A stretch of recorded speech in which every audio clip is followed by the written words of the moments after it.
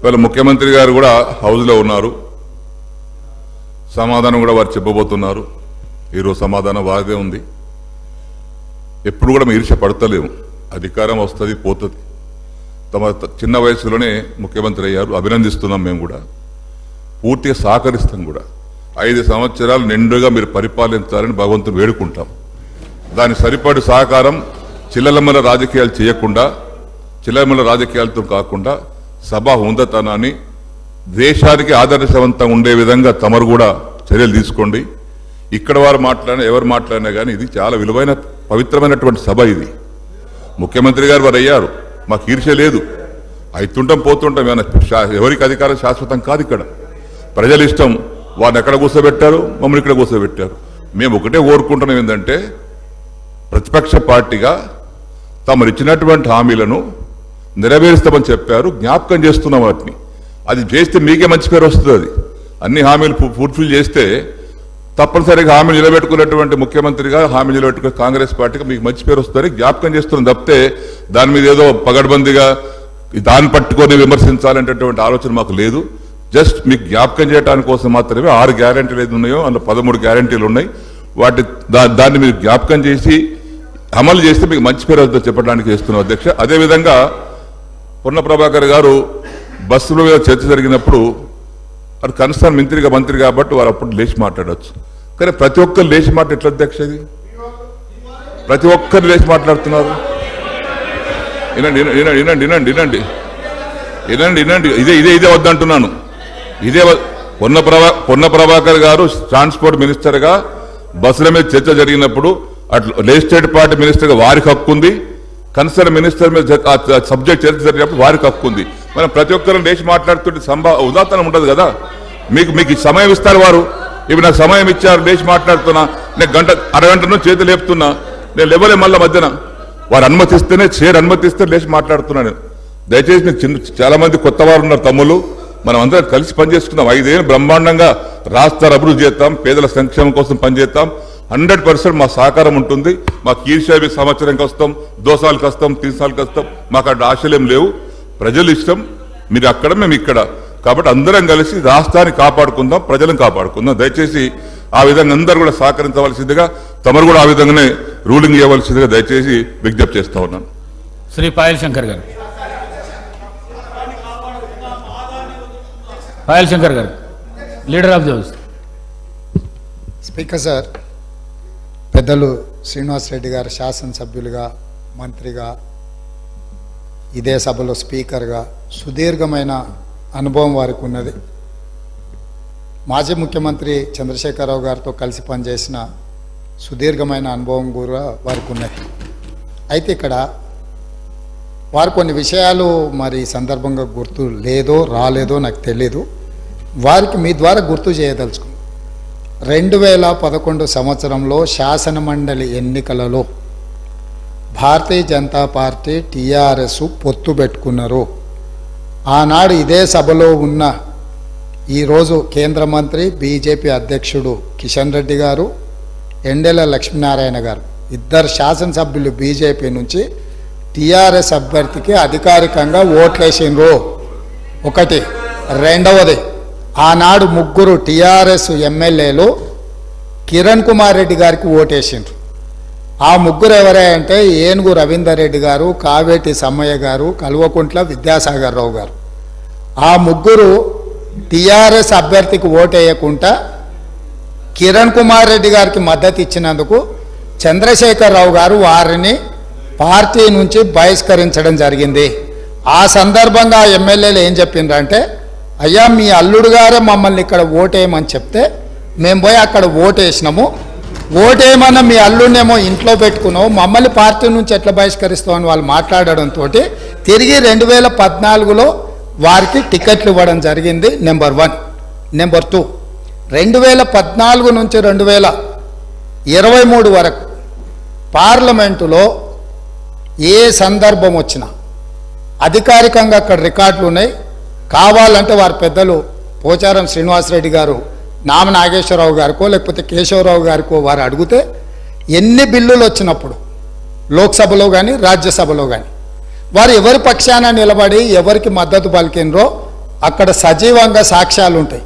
Triple తలాక్ కావచ్చు, 370 article కావచ్చు, రైతు వ్యతిరేక నల్ల చట్టాలు కావచ్చు, జిఎస్టీ కావచ్చు, నోట్ల రద్దు కావచ్చు, ఇట్లా చెప్పుకుంటూ వెళ్తే కొన్ని వందల బిల్లులు లోక్సభలో రాజ్యసభలో వచ్చినప్పుడు టిఆర్ఎస్ పార్టీ స్పష్టంగా ఒక సందర్భంలో రాజ్యసభ సభ్యుడు అక్కడ బిల్లు ఉన్నదంటే ప్రత్యేకమైన విమానం వేసుకొని పోయి మోడీ గారికి అనుకూలంగా ఓటేయడం జరిగింది.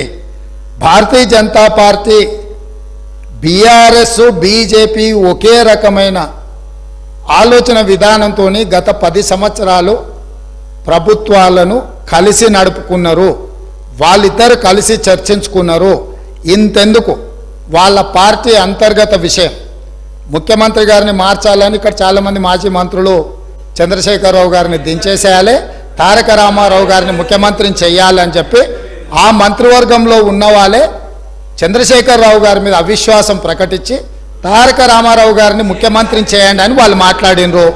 వాళ్ళందరి ఒత్తిడి తట్టుకోలేక చంద్రశేఖరరావు గారు వెళ్ళి నరేంద్ర మోడీ ప్రధానమంత్రిని కలిసి నేను అక్కడి నుంచి మా వాళ్ళు తప్పుకోమంటుండ్రు, తప్పుకుంటా తారక రామారావు గారిని తెలంగాణ రాష్ట్రానికి ముఖ్యమంత్రిని చేస్తా, మీరు నాకు అనుమతి ఇవ్వమని అడిగినరని, నేను వారసత్వ రాజకీయాలు లేకపోతే రాచరికాలను నేను సమర్థించను, నేను వ్యతిరేకిస్తున్నా, అది ఎలా సాధ్యమో అని నేను చంద్రశేఖరరావును నిలదీసినని భారత ప్రధానమంత్రి తెలంగాణ రాష్ట్రానికి వచ్చినప్పుడు స్పష్టంగా ప్రకటన చేసిండు.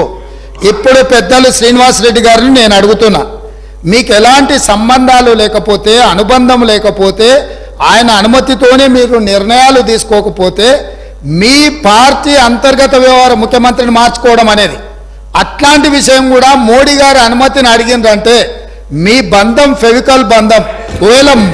ఒకవేళ మీకు కేసీఆర్ గారు చెప్తుండ్రో లేదో వాస్తవాలు ఒక్కసారి ఇప్పుడు నేను చెప్పిన చరిత్రను మొత్తము వారు తెలుసుకోవాల్సిందిగా నేను కోరుతున్నా.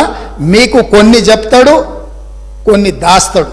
కాబట్టి దాసినై మీకు ఒకవేళ ఎప్పుడైనా అనుమానం వస్తే మీరు ఎప్పుడైనా నన్ను అడగొచ్చు, స్వేచ్ఛగా వచ్చి కలవచ్చు. మిగతా వివరాలన్నీ కూడా నేను మీ దృష్టికి తీసుకొస్తా. పోచారం శ్రీనివాసరెడ్డి. మేమందరం కూడా కలిసి పనిచేసినాం సార్. తెలుగుదేశం పార్టీలో వారు ఉన్నారు, మేమున్నాం, కష్టపడి పనిచేసినాం. వారు ఈరోజు ఒక నిమిషం వినండి, ఇదే ఓపిక ఉండాలండి. శాసనసభలో మాట్లాడే ఓపిక కాదు, ఇనే ఓపిక కూడా ఉండాలి. వారు చెప్పారు, ఒక్క నిమిషం బ్రదర్ వినండి. వారు అవకాశం ఇస్తే మాట్లాడండి, ప్లీజ్ కోఆపరేట్. వారు మాట్లాడడానికి ఒకవేళ బీజేపీతోనే మాకు పవికాల సంబంధం ఉంటే 4 బీజేపీ శాసనసభలు ఓడించినటువంటి అభ్యర్థులు ఎవరు సార్? బీఆర్ఎస్ పార్టీ అభ్యర్థి ఓడించాం. 2011లో గౌరవ ముఖ్యమంత్రి గారు అన్నారు, 2011లో ఆ రోజు శాసన మండలికి ఎన్నిక జరిగితే ముగ్గురు టిఆర్ఎస్ శాసనసభ్యులు కాంగ్రెస్ ఓటేసినటువంటి మాట వాస్తవం. సస్పెండ్ చేసిండు. కిరణ్ కుమార్ రెడ్డి కాదు, ఎమ్మెల్సీగా కాంగ్రెస్ పార్టీ రంగారెడ్డి పోటీ చేసిండు, టిఆర్ఎస్ తరఫున మహమూద్ అలీ గారు పోటీ చేసిండ్రు. నేను అప్పుడే మన ఇద్దరం తెలుగుదేశం పార్టీలో ఉన్నాం. దాని తర్వాత నేను బీఆర్ఎస్ పార్టీకి వచ్చిన. టీఆర్ఎస్ పార్టీకి వచ్చిన తర్వాత నాకు కూడా బలవంతం చేసిండ్రు, మీరు రంగారెడ్డి కోటేయమని. నేను బీఆర్ఎస్ పార్టీకి బుర్రనే వచ్చినా, మాట ఇచ్చినా. నేను టీఆర్ఎస్ పార్టీ అభ్యర్థిగా ఓటేసి తప్పితే ఇంకో దానికి వెయ్యాలంటే మీరు చెప్పినటువంటి 3 పేర్లు నేను రిపీట్ చేయదలుచుకోలేదు. ఆ 3 పేర్లు లాలూచి పడి బీఆర్ఎస్ పార్టీకి అభ్యర్థికి వ్యతిరేకంగా రంగారెడ్డి కోటేసి రంగారెడ్డి గెలిపించుకున్నారు కాంగ్రెస్ పార్టీ. రెండవది తమరు అన్నారు సంబంధం బీజేపీ, ముఖ్యమంత్రి కావాలి, ముఖ్యమంత్రి మార్చాలంటే వారికి అవసరం సార్ అడగదాల్సి. మేమే ఉండుంటాం కదా, నువ్వు 100 మంది అనుకుంటే మేము ముఖ్యమంత్రి ఎవరు చేయాలో చేసుకుంటాం, కానీ ఇంకెవరు అనుమతి మాకు అవసరం లేదు సార్. అది తమ రిపోర్ట్ ఎట్టు కానీ మీరు అన్నట్టుగా మాకెవరు అనుమతి అక్కర్లేదు సార్. మా శాసనసభ్యులే ఉన్నారు, మా నాయకుని మార్చుకోవాల్సిన అవసరం రాదు కూడా. ఒకవేళ అటువంటి పరిస్థితి మాకు ఎవరిని అడగాల సార్? మేమే 100 మంది ఉన్నాం కదా ఇక్కడ పోయిన ప్రభుత్వంలో. దయచేసి బీజేపీతో మాకు ఎలాంటి సంబంధం లేదు. మాకున్నది ఫ్రెండ్లీ పార్టీ ఎంఐఎం పార్టీ. దయచేసి దాని పట్ల మరొకసారి తమరికి నేను విజ్ఞప్తి చేస్తా ఉన్నాను. పదాలు తెలియని పెదవులకు అమృత వాక్యం అమ్మ. సంతానలేమి సమస్యతో బాధపడుతున్న ప్రతి స్త్రీమూర్తి బాధను మేము అర్థం చేసుకోగలం. ఫెటినైన్ వరల్డ్ బెస్ట్ ఎంబ్రియాలజీ ల్యాబ్ మరియు జిల్ట్రిక్స్ అలారం సిస్టాన్ని మొట్టమొదటిసారిగా ఏపీ మరియు తెలంగాణలో ఈ నెల 9న ప్రముఖ సినీ నటి స్నేహ, స్పెయిన్ దేశానికి చెందిన international senior embryologist Javier Herrera గారు ప్రారంభించారు. ఈ శుభతరుణంలో రక్త పరీక్షలు, AMH test, RBS, semen analysis, ultrasound scan, follicle scan ఈ నెల 31 వరకు ఉచితంగా అందిస్తుంది. ఫెటినైన్ అంటే సంతానం, 49 అంటే సంతోషం.